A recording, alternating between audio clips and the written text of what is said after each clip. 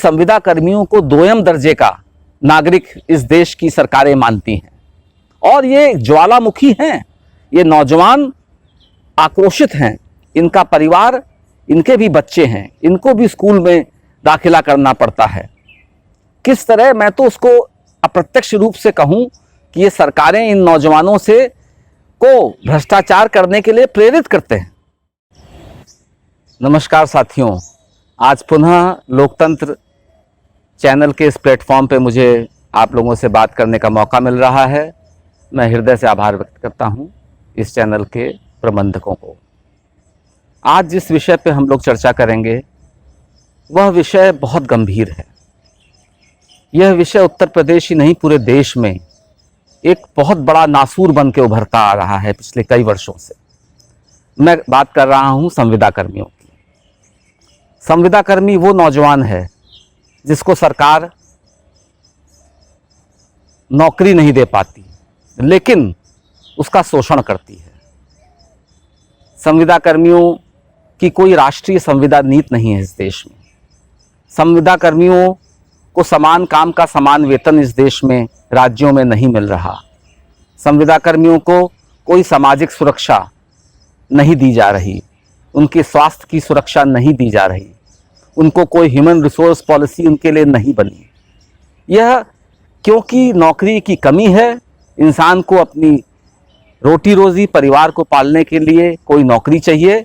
यह शोषण कोई निजी फैक्ट्री मालिक नहीं करता, इस देश की सरकारें करती हैं। इसलिए यह विषय इतना महत्वपूर्ण हो गया है कि आज हर दूसरे तीसरे परिवार में कोई ना कोई नौजवान संविदा पे काम करके अपना जीवन यापन एक नरकीय व्यवस्था में कर रहा है।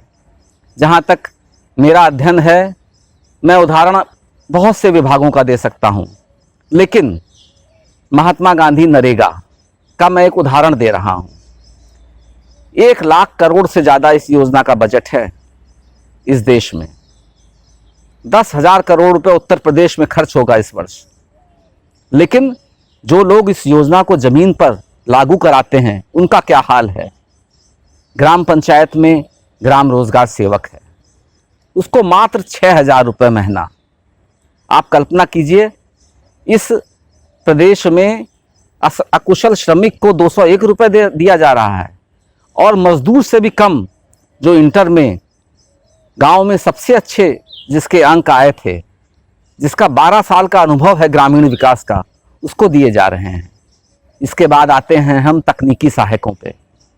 हर 10 ग्राम पंचायत पे एक तकनीकी सहायक अर्थात जेई, जूनियर इंजीनियर, जो इंजीनियरिंग में बाकायदा डिप्लोमा होल्डर है, उसको केवल 11,000 रुपये। 10 गांव में भ्रमण करने का कम से कम 5-7 हज़ार रुपये तो पेट्रोल खर्च हो जाता है। इसके बाद ब्लॉक स्तर पर कंप्यूटर ऑपरेटर, अकाउंटेंट, जिनको मात्र 10,000 रुपये।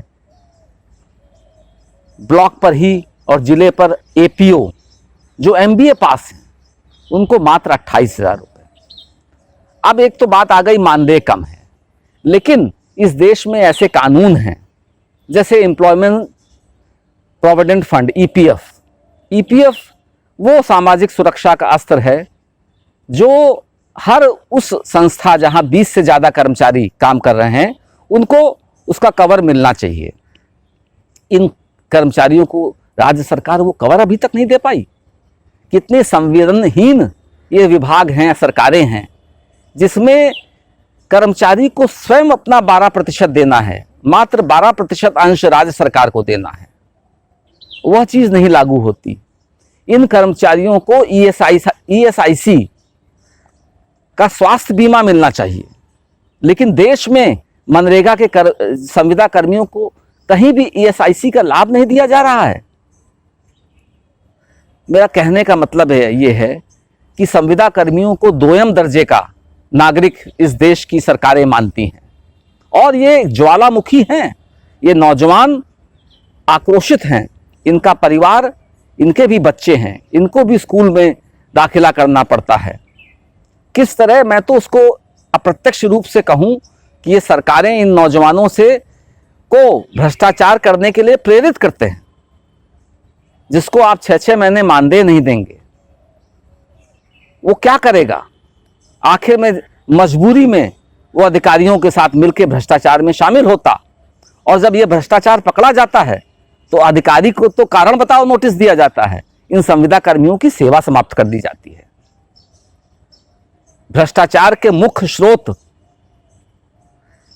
को बहुत ज्यादा मिलता है तो सस्पेंशन, जो मैं मानता हूं कोई सजा नहीं है, वो तो एक हॉलिडे है, विश्राम काल है अधिकारी के लिए। जिस क्षेत्र में, जिस विभाग में भ्रष्टाचार के मामले पकड़े जाएं, अधिकारियों को जेल होनी चाहिए, इनकी संपत्ति से रिकवरी होनी चाहिए, लेकिन बहुत ज़्यादा बड़ा काम जब होता है तो सस्पेंशन होता है।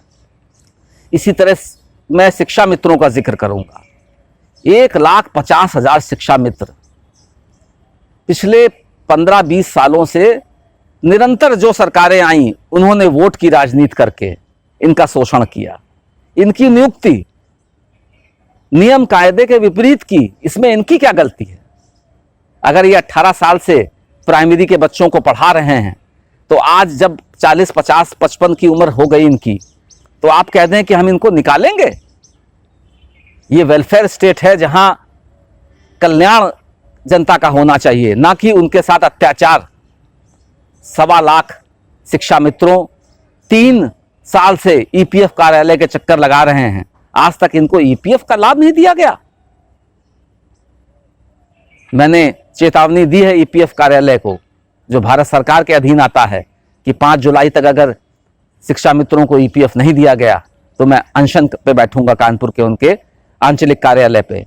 लेकिन साथियों, संविदा कर्मियों का ये मामला हम सब देशवासियों को उठाना चाहिए, क्योंकि आज संविदा कर्मी चाहे गांव हो, चाहे शहर हो, चाहे वो परिवहन विभाग हो, चाहे शिक्षा विभाग हो, चाहे स्वास्थ्य विभाग हो, चाहे ग्रामीण विकास हो, हर विभागों में आज बिजली विभाग में उत्तर प्रदेश में 30,000 रेगुलर कर्मचारी हैं तो 70,000 संविदा कर्मी हैं।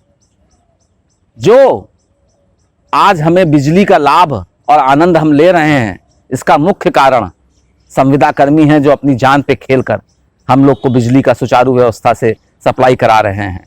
आज अस्पतालों में मरीज को कोई देखने वाला ना होता अगर नर्स से लेके, कंपाउंडर से लेके, वार्ड बॉय जो संविदा पे नियुक्त हैं वो ना होते। लेकिन कितना संवेदनहीन और निर्दयी सरकारें हैं। ये अधिकारी और सरकारी कर्मचारियों के लिए तो पूरा खजाना खोल देते हैं, लेकिन संविदा पे बंधुआ मजदूरी करा रहे हैं। वर्तमान संविदा व्यवस्था इस देश में अभिशाप है। इसके खिलाफ एक जन आंदोलन पिछले 6 सालों से मैं कर रहा हूं, और मेरा आप लोगों से निवेदन है कि आप सब आवाज उठाइए इस अत्याचार और शोषण के खिलाफ। धन्यवाद।